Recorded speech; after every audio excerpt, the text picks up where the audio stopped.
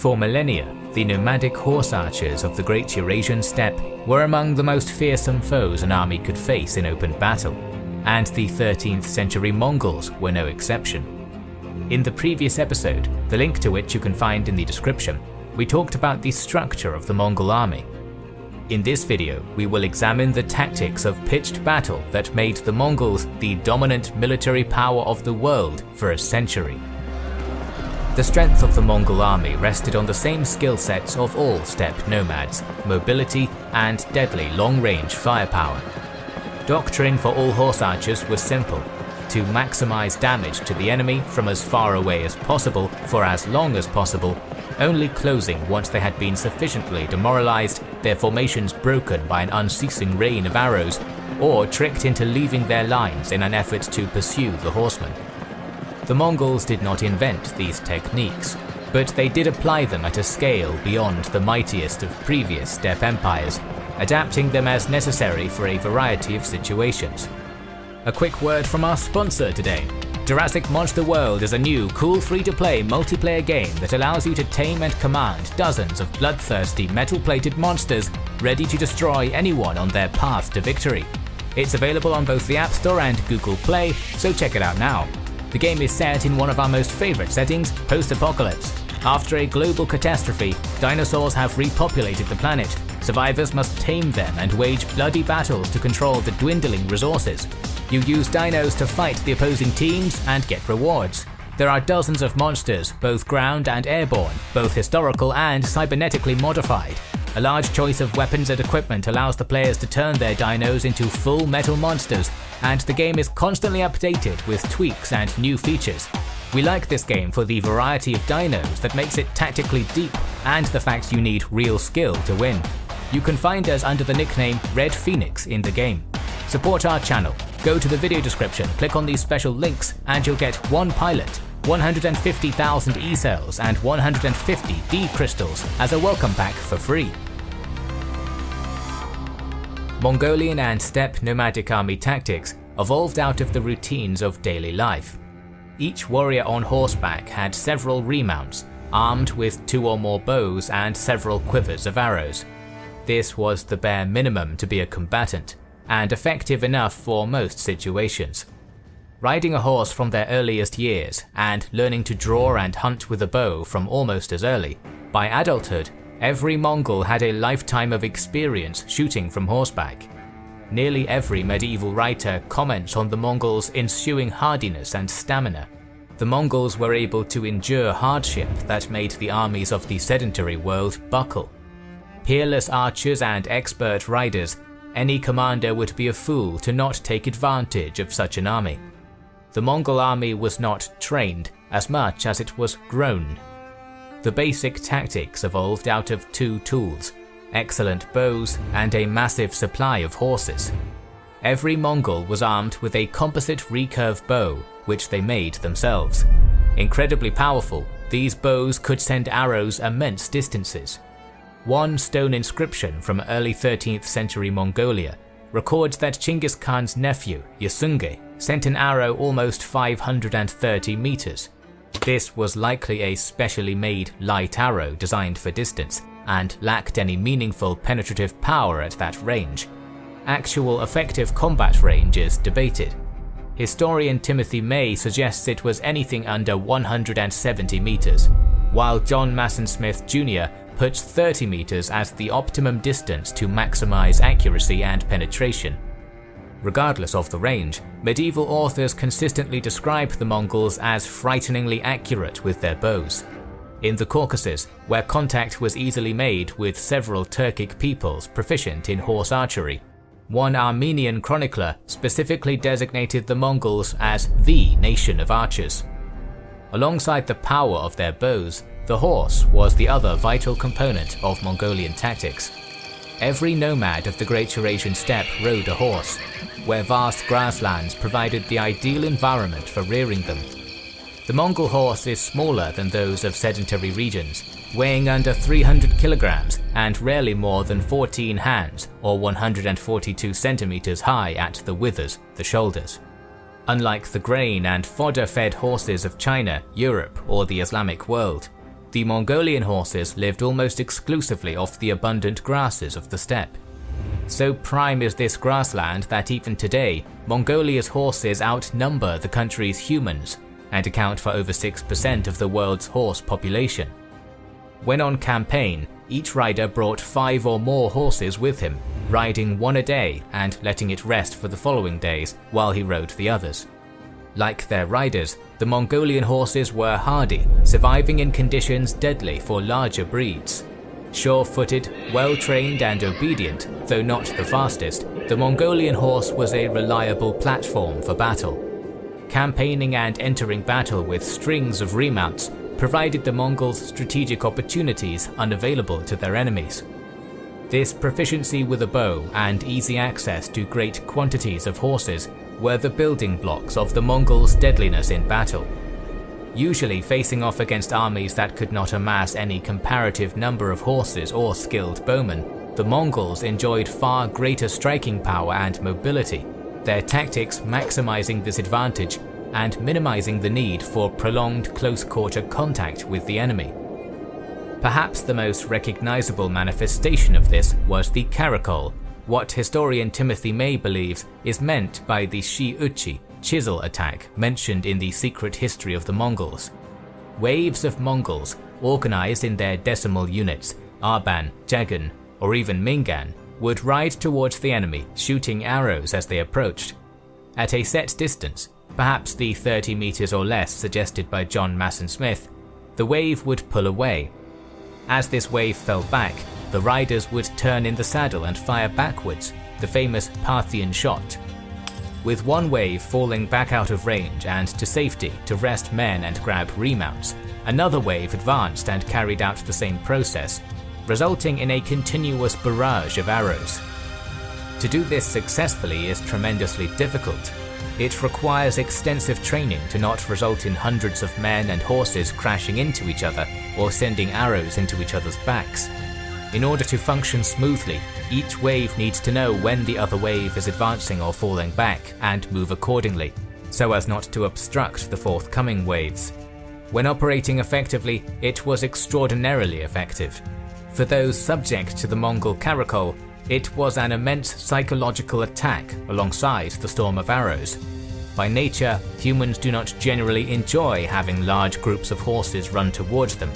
Having it occur repeatedly brings on the additional anxiety of not knowing which wave might not turn away but ride directly into their lines. All the while, arrows with shocking accuracy and power pick away at the other men in the line, whittling down both numbers and resolve. To someone on foot, the successive waves of horsemen would be impossible to count, appearing endless. Even well-trained men would struggle to fight their instincts to flee or charge out at the enemy in anger, both options aligning exactly with Mongol desires. If the enemy began to rout under the arrow fire, then instead of pulling back, one wave would instead charge into the enemy, falling upon fleeing men and taking advantage of the opening in the line. An enemy army in the midst of flight would be unable to resist, allowing the Mongols to ride them down much easier.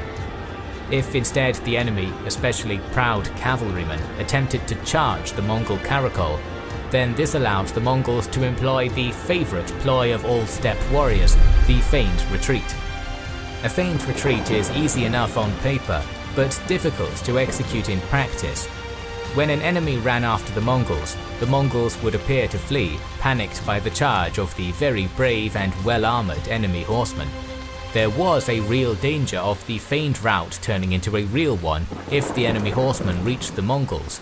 Their often superior armour and training would allow them to wreak havoc on more lightly armoured Mongols. If orchestrated properly, however, the fleeing Mongols took their pursuers to ground of their choosing, where other Mongol units waited in preparation. Archers picked off the isolated enemy, and heavy cavalry delivered the final blow to the stragglers. If this had been all the enemy cavalry, the Mongols could then easily surround the surviving infantry and pick them off at their leisure. The feigned retreat was employed again and again across Eurasia. Against fortresses, where garrisons were tricked into coming out from their walls to chase fleeing nomads, to epic 9-day pursuits. The most famous was that which Subutai employed against the Rus and Kipchak at the Khalkha River. Perhaps not quite the master plan it is often presented as, Subutai may have been genuinely fleeing before the Rus and Kipchak following the death of his friend and mentor Jebe while scouting the enemy army, as suggested in a recent article by historian Stefan Pau. Pursued across the steppe, Subutai saw the enemy formation lose structure, the faster Kuman Kipchaks gaining ahead of their Rus allies.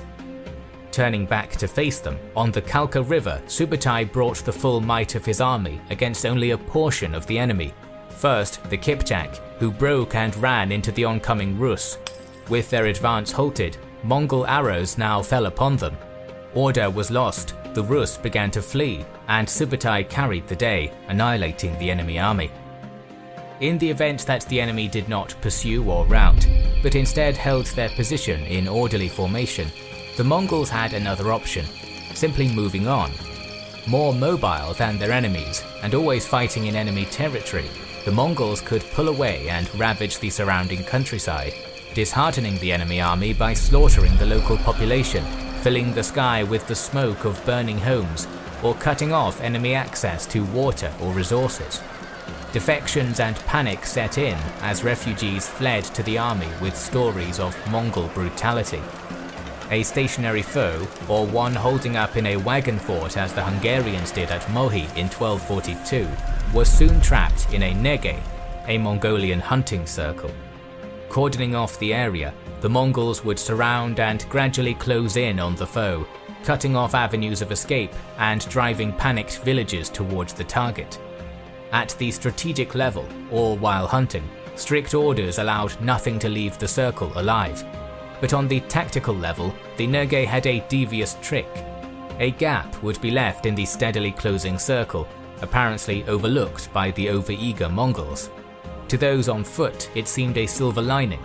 The Mongols understood the psychology of men and animals. When cornered with nowhere to run, they fight to the death. Provided a means to see another day, either tiger or man will seize the chance to live. And by doing so, they did exactly what the Mongols wanted. At Mohi, when the Hungarians fled through the gap in the line, the Mongols formed up beside the fleeing enemy, whose formation and sense to resist was long since abandoned. Once the foe was suitably bedraggled and exhausted, only then did the Mongols fall upon them, minimizing harm to themselves, but ensuring few if any escaped their clutches. Contrary to some depictions, heavy cavalry was used by the Mongols, though Asian cavalry differed from the heavy shock lances imagined in Europe when the term is mentioned. For the Mongols, their own heavy armoured cavalry was a minority, more usually utilizing subject peoples in this role. For the majority of Asian heavy cavalry, from China, Iran and the Turkic and Mongolian tribes of Central Asia, the primary weapon of heavy cavalry was still the bow, even when both horse and rider were fully armoured. In the steppe, heavy armour was harder to procure with limited access to smiths and raw materials. The more common armour varieties reflected this, created from materials the Mongols had ready access to, felt and leather. Perhaps the most well-known was the Hatanga del, a sort of thick, gambeson-like coat of thickly layered felt. Increasingly over the 13th century, the Hatanga was secured with metal plates within it for a brigandine. For man and horse protection, lamina was favoured, long layered bands of leather laced together. The most expensive was lamella, consisting of individual metal plates sewn together in rows. Flexible, the armour was designed to fold over the legs while on horseback, though the arms and hands were left exposed to not encumber usage of the bow. The Mongols considered lamella better protection against arrows than mail, as well as easier for nomads to both produce and maintain. Mongolian heavy cavalry was intended to be a decisive finishing blow against enemies weakened by arrow fire or drawn into feigned retreats, rather than engage in any sort of prolonged melee. With their smaller horses, the Mongols had to be careful to not overexert the animals, especially when fully armoured, and heavy cavalry charges were likely limited affairs in the early days of the conquests. As more subject peoples were added to the Mongol army, their own heavy cavalry would take on these vulnerable close-quarter roles, leaving the valuable Mongolian and Turkic horse archers safe to pick off the enemy from a distance. While fighting in China, Khitan, Jurchen and Tangut heavy cavalry were regularly employed by the Mongols, while in the Ilkhanate, Armenian and Georgian heavy cavalry were at the forefront of the Mongol wars in the region, particularly against the Mamluks. For extraordinary situations, the Mongols applied unorthodox tactics. At Mohi in 1241, the initial effort to storm the bridge was accompanied by Subutai attempting to build a bridge further downriver in an effort to flank the Hungarian army. When the Hungarians successfully resisted an attempt to force the bridge, the Mongols pulled back and early the following morning brought up catapults and shelled the guards left on the Hungarian side of the bridge. This was quickly followed up by a cavalry charge. The bridge over the Sayo River was taken and the Hungarian camp encircled. While fighting off a Burmese invasion into Mongol-controlled Yunnan in 1277, the sight and scent of the Burmese elephants frightened the Mongol horses. The Mongol commander quickly ordered his men to the tree line to tie them to the tree trunks. Dismounted, the Mongols advanced on foot and sent volleys of arrows into the elephants. Under the incessant barrage, the elephants panicked, crashing through the Burmese lines before leaving the battlefield. While part of the Mongol force continued providing covering fire, detachments filed back to the trees to remount their horses, continuing in this order until they were all on horseback. Where the Mongols' tactical ability failed them was in environments too unsuited to cavalry maneuvers.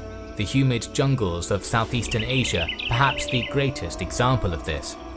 The conquest of the Song dynasty was only completed with the massive conscription of Chinese soldiers and creation of a fleet to challenge the Song on the vital rivers of South China. In Syria, historians like John Masson Smith have argued the region lacked the pasture capacity to provide for the vast horse herds the Mongols liked to bring with them, forcing them to advance with smaller forces the Mamluks could overcome. In straight tactical engagements, the Mongols performed their poorest against those who fought in similar fashion to themselves. Genghis Khan's only defeats were against other tribes of the Mongolian steppe, and it seemed he considered the nomadic Turks of the western steppe, the Kuman Kipchaks, to be the single greatest foe against Mongol expansion. The Mamluk Sultanate of Egypt and the Sultanate of Delhi both employed Turkic horse archers, often Kuman Kipchaks bought as slaves, to great effect against the Mongols. Essentially, these were armies which could recognize feigned retreats and nomadic ploys, and force the Mongols into engagements which minimized their superiority in horse numbers. We will continue to explore the Mongol army in future videos, so please make sure you've subscribed and pressed the bell button. Please consider liking, commenting and sharing, it helps immensely. Our videos would be impossible without our kind patrons and YouTube channel members, whose ranks you can join via the links in the description to know our schedule, get early access to our videos, access our Discord, and much more. This is the Kings and Generals channel, and we will catch you on the next one.